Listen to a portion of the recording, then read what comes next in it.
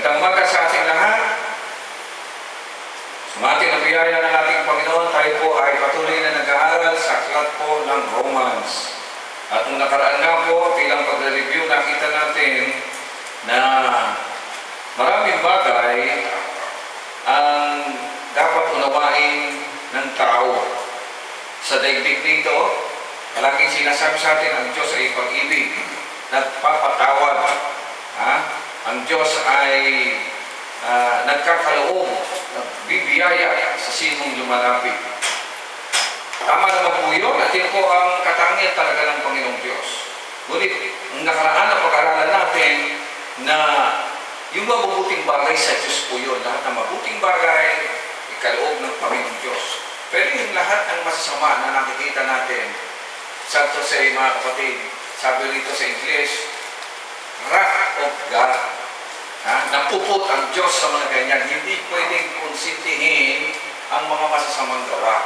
At ito nga po ang pinakita sa atin ni Pablo bilang sumulat ng aklat ng Roma na yung salitang hinayaan na sila ng Panginoon. Hindi po nagpapabaya ang Panginoon at huwag po natin itong mamimisinterpret. Pero doon nga po sa matitigas ang ulo, katulad ng binabasa natin ganyan sa aklat ng Kawikaan, nakita natin doon, meron talaga mga taong ayaw sumunod sa kalooban ng Diyos, no? Mas natutuwa sila kapag ang ginagawa nila puro kalikuhan, kasamaan, at nung nakaraan nga po yan po ang ating inisa-isa. Sa araw na ito, pagpapatuloy natin, alin ba mga bagay na ayaw talaga ng Panginoong Diyos? At yung salitang ayaw ng Panginoong Diyos, dati pong meron ito. But ito ay gawa-gawa lamang ng tao, kaya nagkakaroon po ng problema maging sa sanlibutan ngayon ang mga tao.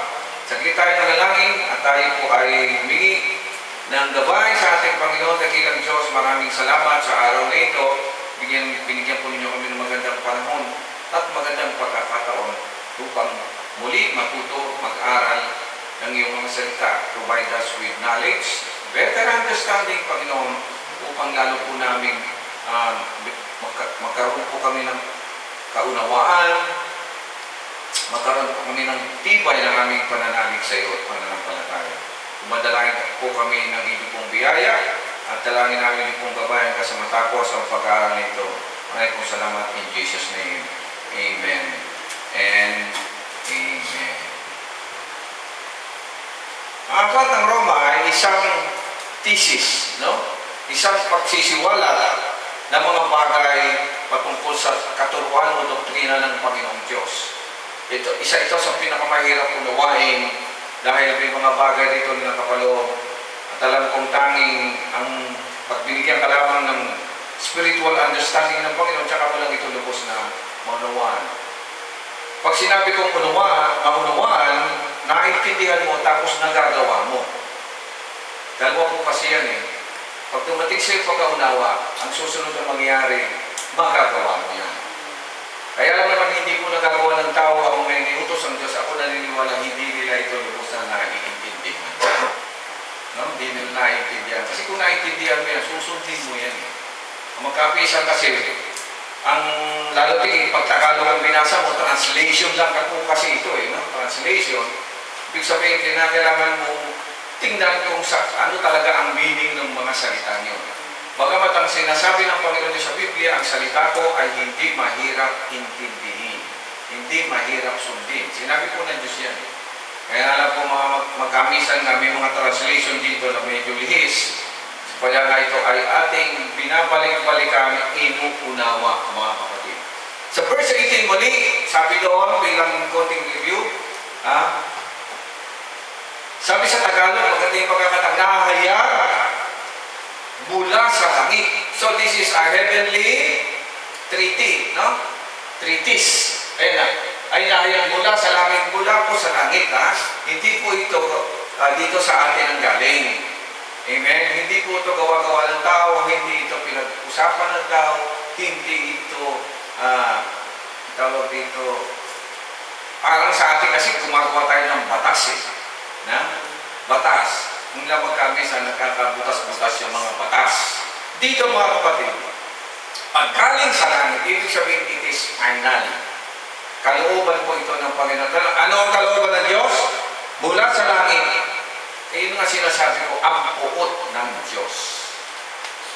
yung salitan. Ba't napupuot pala ang Panginoong Diyos?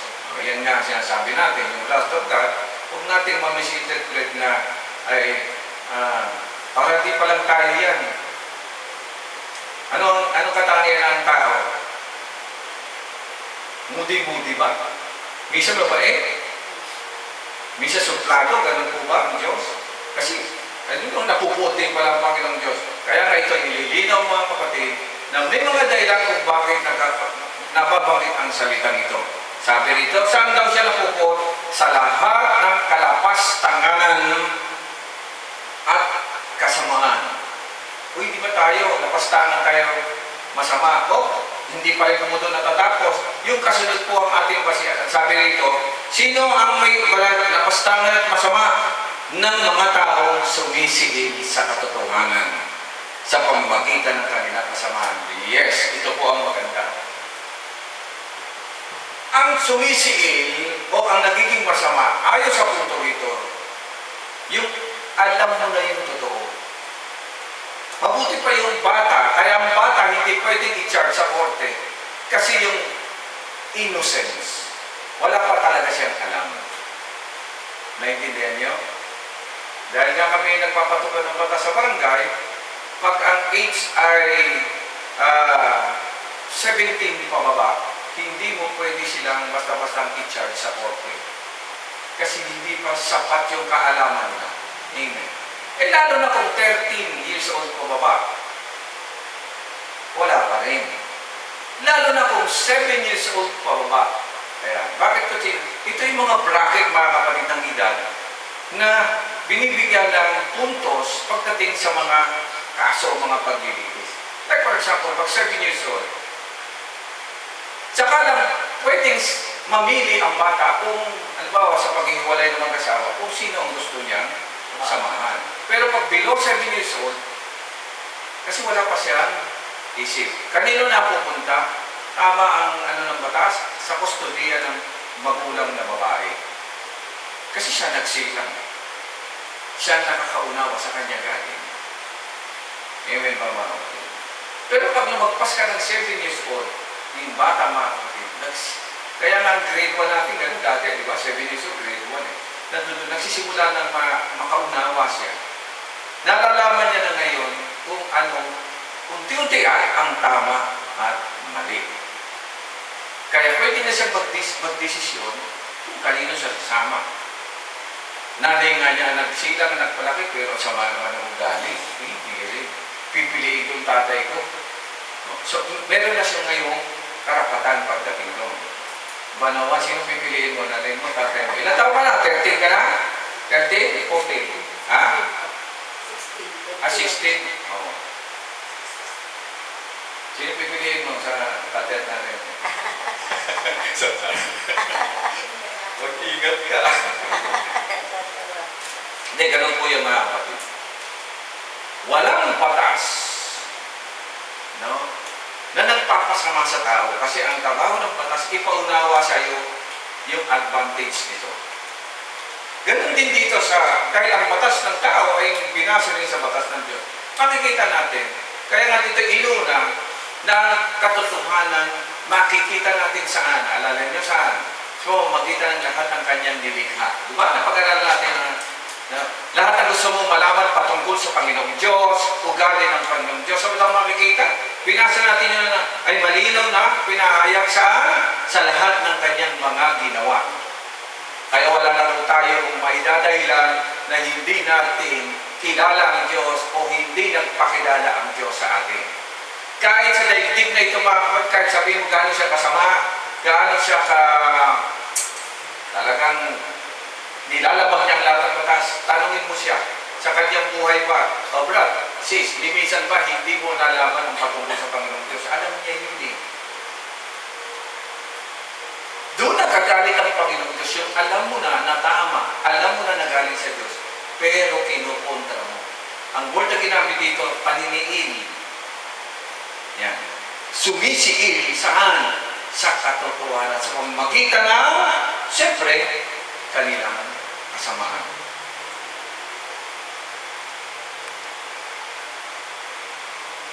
Naalala niyo yung dalawang magnanakaw sa tabi ng Panginoon Kristo. Magnanakaw ito. Noong time ng Roman Empire, sila po ang nagpauso ng kamatayan sa krus. Sila po ang nagpauso niya. Pero meron pa rin mga nagmas na una, pero sila yung talagang nagpatupad na, pag masama ka talaga, papako ka sa krus. Lahat ng ipinapako sa krus, mga kapatid, nasa tabi po ng kalsada po yun. Nasa tabi po siya ng kalsada. At ayon sa pulisyo po yung ginamit doon, ina-estimate nila kapag ang isang tao ipinako sa krus, hindi kagad ito mamamatay. Naintindihan niyo? Hindi po siya mamamatay. Ang design po nun, hindi kagad mamamatay. Ang design po nun, makita ng mga tao na pag lumabag ka sa batas nila, unti-unti mong mararanasan ang hirap hanggang sa ikaw ay mamatay. Ganun po ang talagang design ng ganun. Amen. So ilalagay po yan sa tabi ng daan. So lahat ng tao, dumadaan doon, nakikita nila. Ang hirap pala pag nagkamali, yun ang parusa. Ang parusa pa naman minsan, may mga ibon, buhay ka pa, may mga ibon, dadapo sa'yo, tutukain yung mata mo, hanggang, siyempre, nakapago ka na nga, tibo ka pa yung isang mong mata. Grabing hirap yun. Gusto mo nang mamatay, pero hindi ka mamatay. Ganun po. Isang lesson na nagsasabi na huwag kayong lumabang sa batas ng Roman Empire. Sa madaling salita, nung ipinako ang Panginoon sa Kristo, mga kapatid, naparusahan siya sa isang kaparusahang napakatindi. Naintindihan niyo, matindi yung ginawa sa Panginoon sa Kristo. Pero hindi po siya kriminal. Tapos meron po siyang dalawang magkatabing magnanakaw. Sinadya po yun para maipakita na yung kaso ng Panginoon sa Kristo ay grabe katulad ng dalawang magnanakaw. Naintindihan niyo. Pero ang hindi nila naiintindihan, yung dalawang magnanakaw, kaya sila pinarusahan, nilabag nila yung kautusan na huwag silang magnakaw. Samantalang yung nasa gitna ang Panginoon sa Kristo, wala naman talaga siyang kaso. Paano natin nasabi na wala siyang kaso? Sinabi mismo yan ni Pilato. Naalala nyo? Sinabi mismo ni Pilato yan. Sabi niya, di ba nung kinausap niya ang Panginoon sa halika, bakit ka ginaganyan? Sumagot lang ang Panginoon. Anong sabi ni Pilato? Naalala nyo? Wala akong makita, sabi niya, wala akong makitang kasalanan sa tao dito. Nag-decide na siya hinatulan na wala raw makita. Hindi dapat malaya na ang Panginoon sa Kristo kasi ganun ang batas. Pero bakit siya napako? Kasi nakita ni Pilato ang katotohanan.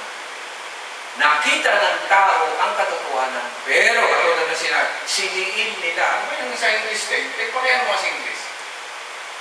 Gusto ko diinan yung salitang yung mga kapatid. Verse 18, no? Verse 18.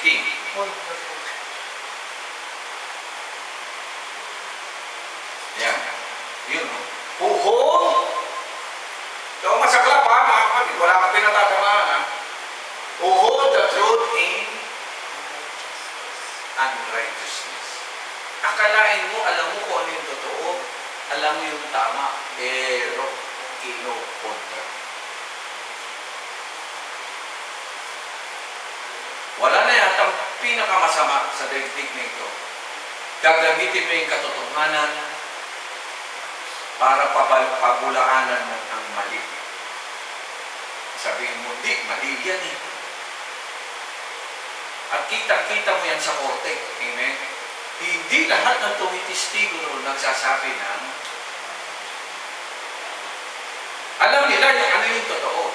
Pero hindi nila pwedeng sabihin yung totoo kasi matatalo yung kanilang kliyente. Yun ang nakaiinis na tao, mga kapatid. Yung alam niya yung totoo. Pero hindi niya kakampihan yung totoo. Dahil matatalo sila. Yun ang nangyari sa harap ni Pilato. Sabi ni Pilato, bakit yung dinalari? Wala ko nakikita paglabag sa kanya. Pero yung mga tao nandoon, lalo yung mga religious people, alam nila ang totoo, pero anong ginawa nila? Yun na sinasabi. They hold the truth. Yung salitang, holding the truth, sinisiil mo. Ba? Sino sa inyo ang magkaibigan na nagtalo? Di ba kayong dalawang magkaibigan? Hindi. Hindi yan. Hindi yan yan. Hindi na yan yan. Hindi na. Anong gagawin mo doon sa ano para manalo ka? Tabi ka lang yan. Paalisin mo. Dito ko sa ito. Tapos tataka, ano nga sasabi nyo? Huwag ka naman salita mo. Di ba ganyan tayo mga kapatid? We hold the truth. Tawag daw sa malalim na Tagalog, paniniil. Sinisiid mo yung katotohanan sa pamamagitan ng iyong kasamaan. Actually, that is, yun ang pinakamasamang mangyayari. Kaya nung nakapako ang Panginoon sa Kristo, hindi po ba nagsalita yung isang magnanakaw? Ano sabi ng magnanakaw? Sabi, hoy, tumahimik ka nga dyan. Sabi doon sa isa kung ano-ano sinasabi mo. Tayo! Di kung ano-ano sinasabi ng isa, di ba? Dapat na tayo mamatay. Dahil magnanakaw. Sabi ng isa, hoy, tumahimik ka na nga. Kung ano-ano sinasabi mo. Tayo, nagkasala, pero yung nasa gitna natin, wala. Amen? Sa palagay nyo, ano ang meron doon sa magnanakaw? Bakit umaamin o bakit meron tayo tinatawag na repentance, mga kapatid? Bakit tayo umaamin? Sa lahat ng pag-amin, pagbasa ninyo ang wording ng pag-amin. Anong sinasabi natin pag umaamin? Hindi, anong sinasabi mo pag umaamin ka? O halimbawa, ikaw na rin tanong ito, total ikaw sumasagot. Pag umaamin ka, anong sinasabi mo? Ha? O ano sinasabi mo kung totoo? Ano sinasabi mo? Umaamin ka eh. Anong yun na? Sasabi nga ako ng totoo. Di ba kung una mo sinasabi, tama po kayo. Mali po ako. Paano mo nasabing mali ka at tama siya? In the first place, alam mo kung ano ang totoo. Naman din, naintindihan ko rin, alam mo kung ano yung totoo. Kaya lang, pinilipit mo. Wala na yata pinakamasama kundi ang takpan mo ang totoo. Pinipitin mo yung katotohanan. Nakalulungkot yan kahit sa tunay na buhay sa korte, di ba? Sabi ng testigo, masama yan ang pumatay. Pwede nakatulad ka ngayon, pumatay ka eh. Anong hatol sa kamatayan? Dahil sa Pilipinas ay walang silya elektrika, ikaw ay makukulong reklusyon perpetua. 40 years. Ang reklusyon, 40 years ka makukulong. O kaya panghabang buhay ka nang makukulong. Pwede na sentensyahan ka. Pagkalipas sa 10 taon, sabi ng testigo, nagkamali po ako, hindi po totoo yung sinabi ko. Takot po. Di ba, ante? Sa politika lang ngayon, kaya nagpapangayon ngayon yung dalawang ano, sabi, hindi totoo yan. Mali yan. Sinabi mo pa, sinabi ko nga pa, pero napilitan lang po ako, nakulong ka na 10 taon, tapos sasabihin nila nagkamali sila. Nangyayari ba yan sa sanlibutan? Nangyayari. Nangyayari ba yan dito sa pananampalataya? Mas lalong nangyayari. At makita natin sa buhay ng Panginoon Kristo. Alam ng magnanakaw, alam niya ang totoo, na yun ang Kristo. Sa bandang uli, sabi niya, anong sabi niya? Panginoon, pwede po bang ipagsama ninyo ako sa paraiso? Bakit niya sinabi? Kasi nung una, hindi niya sinasabi yun. Alam niya na yun, pero hindi niya ginagawa. But for the last time, na-realize niya, tama yun ginawa niya. Ang tawag po natin doon, pagsisisi. Ang pagsisisi ay pagbabagong isip. Diba, repentance is change of mind. Meta. Meta means change. Noia means the mind. The nous, the mind. It is a change of mind. So dito, nagagalit ang Panginoon Diyos sa mga taong alam ang katotohanan pero ayaw nilang pumalig dito. And even the church, pag pinag-aralan ninyo mga kapatid ang history ng unang iglesia, bakit na-divide? Sapagkat yung mga lingkod ng Diyos kuno na nakakaalam ng katotohanan, yung iba dyan, ganyan na lang. Hindi na nag-comment. At yung mga magagaling daw, yung mga madadagdag, sila kayo na nag-comment. Ano ang napo? Doctrine na tinatawag. Nagkaroon po ng doktrina. Kaya nga sa Bible, mga kapatid, hanggang ngayon pinagdidibatihan pa rin. Meron nga bang Trinity o wala? May oneness mo ba o wala? Pag tingnan nyo yan, kaya nagkaroon ng mga ganong doktrina. Kailan na nagkaroon? 400 years after na mamatay ang Panginoon Kristo sa kalang lumabas yun, mga kapatid. Kailan lumabas yun? Nag-meeting sila. Amen? Naintindihan nyo, nag-meeting sila. Hindi yung galing sa salita. Nag-meeting sila. Tapos yung hindi kumampi sa kanila, iniwalag nila.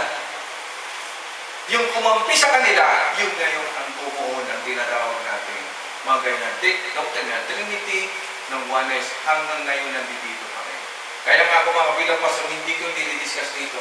Dahil yung mga topic niya mga kapit, originally wala yan sa salita ng Panginoong Diyos. At ano magiging kaso natin pag ganyan? We hold the truth. Ay di ba pastor, ang tama translation, ginawakan mo ang katotohanan, hindi ito. Old English po kasi ito eh. Pag hold the truth, inigil mo ang ibig sabihin. Sa modern English, pag sinabi mo yung hold, pinanindigan mo. Tama? Pinanindigan mo. Ito Old English, pinigil mo ang ibig sabihin. Doon po nagagaling ang Panginoong Diyos. Amen. Yung pigilan mo ang katotohanan at palitan mo ng kasinungalingan. Yun po ang nagiging resulta kapag ang katotohanan ay sinisiil. Kapag ang katotohanan ay pinipigilan, ibig sabihin niya, ang susunod na lalabas niyan ay kasinungalingan. Amen. Yun nga, verse 90, ang maaring malaman tungkol sa Diyos ay ano raw? Ngunit ko lang kung sinabi ko ay maliwanag na yamang inihayag ito ng Panginoong Diyos. So that's the conclusion. Wala nang inilihim ang Panginoong Diyos. Lahat ng patungkol sa Diyos, lahat ng gusto niya sinabi na po. Amen. Amen? Ngayon, ito may nasusunod yung tanong. Alam ba ninyo kung ano-ano yung mga katotohanan yun? Alam ba natin po? Alam natin? Hindi kayo sumunod. Pastor, hindi ko naman narinig yun. Yun na yun ang problema. Kaya nga po may church, para ma-review. Yung truth, meron na po yan eh. Ang trabaho ng church, ulit-ulitin, ipaliwanag, diinan, ipagmalaki, ipatupad. Yan ang trabaho po. Ang salita ng Diyos, panahon pa ni Adan at Eva, buo na po yung salita. Nandun na po yun. Amen po mga kapatid. Ano ang kasalanan? Ulitin, ano ang naging pagkukulang ni Eva at Adan? Hindi ba? Huwag niyong kainin yung bunga na yun. Amen? Yun ba talaga ang naging problema? Sino nagpaliwanag na pag kinain nila yung malalaman nila ang tama at mali? Hindi naman po ang Panginoon na nagsabi nun. Kasi sa Diyos wala pong mali. Puro po tama. Sino na nagsabi na malalaman niyo ang tama at mali? Eh di yung demonyo, yung si Satanas. Bakit kasi sinabi ang tama at mali? Siya kasi ang nagpasimuno noon na yung tama, ginagawa niya ang mali. Pag kinain niya, magiging katulad kayo ng Diyos. Wala naman ganun. May sinabi ba Diyos daw, pag kinain niya, magiging katulad ko kayo, alam na niyo ang tama at mali. Bakit may mali? Walang mali sa Panginoong Diyos. Kaya naman, ginawa ng dalawa. Kinain niya. O ngayon, alam na nila ang tama at mali. Naging Diyos ba sila? Hindi. Napalayas. They believe in a lie. At maging sa panahon natin ngayon, marami ang ganyang klase ng pag-uusap. Ang tawag natin sa simpleng term, pambobola. Di ba, bubulahin ka? Ano ang laman ng pambobola? Ikaw. Oh, tama. Puro magaganda. Pero anong resulta? Puro wala naman yata nabola na napaputi. Alam mo, napakaganda mo. Kaya alam mo namang hindi ka mo maganda. ang pogi mo, alam mo naman hindi ka pogi. Sumangayon ka. O sino mo ngayon may kasalanan? You cannot diverge from the truth. Pag alam mong hindi umakma sa katotohanan, wala na kang dapat yun. Huwag ka na makipag-usap. Ang isa sa kasi sa isang pang makita ninyong lesson doon, huwag kayo makikipag-usap ng kahit kanino. Amen? Hindi ka dapat nakikipag-usap kahit na ng basta-basta. Tingnan niyo ang sanlibutan, ha? Pag ikaw na, pag may sakit ka, sino pa dapat mong kausapin? Sino? Eh baka sabi ng kapatbahay mo, minum ka ng diet tapos mawawala sakit ng tiyan mo kapag patayin. Naniwala o hindi? Doktor ba yung kapitbahay mo? Hindi. Lumisan nga sabi rito, lahat ng empleyado ng barangay, pumunta kayo sa rural health unit. Bakit daw?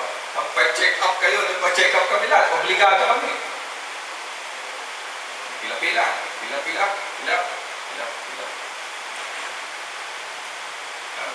Di ako na.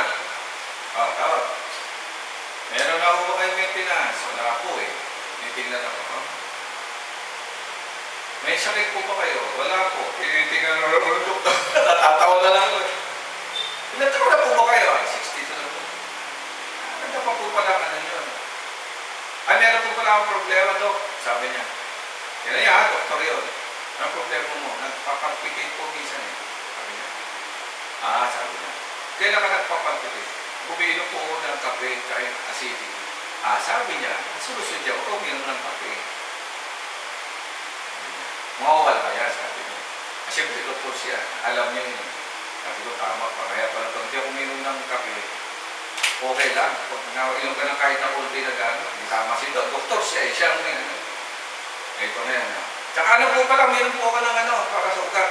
Sabi niya, vitamin B. Anong brand? Valular. Ano sabi sa akin? Napakamahal. Mahal yan. Umalam niya. Branded yung ininom mo, mahal yan. Hindi mo kailangan yan.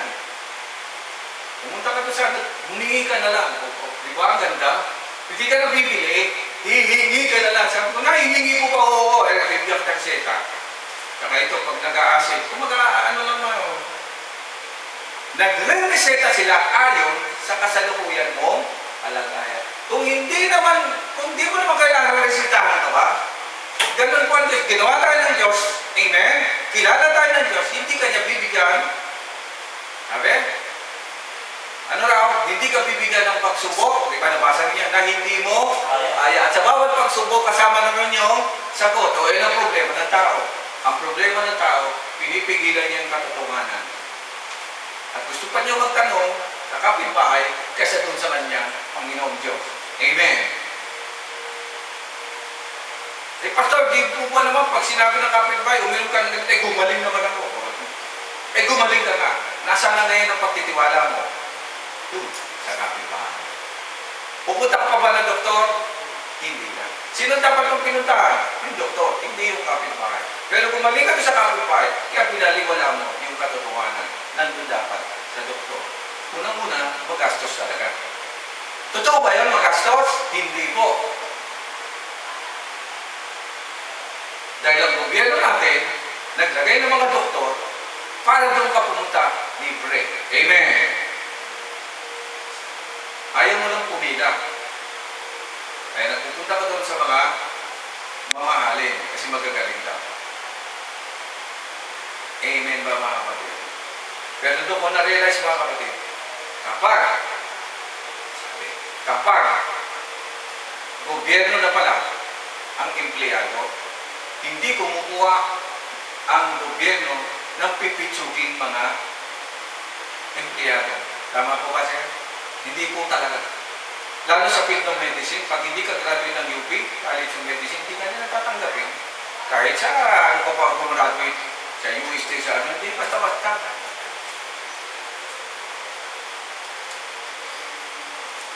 Abogado, ganun din. Teacher, ganun din ba, sir? Pag hindi ka pumasa ng board, hindi ka basta-basta kukunin. Ipasa mo muna yan.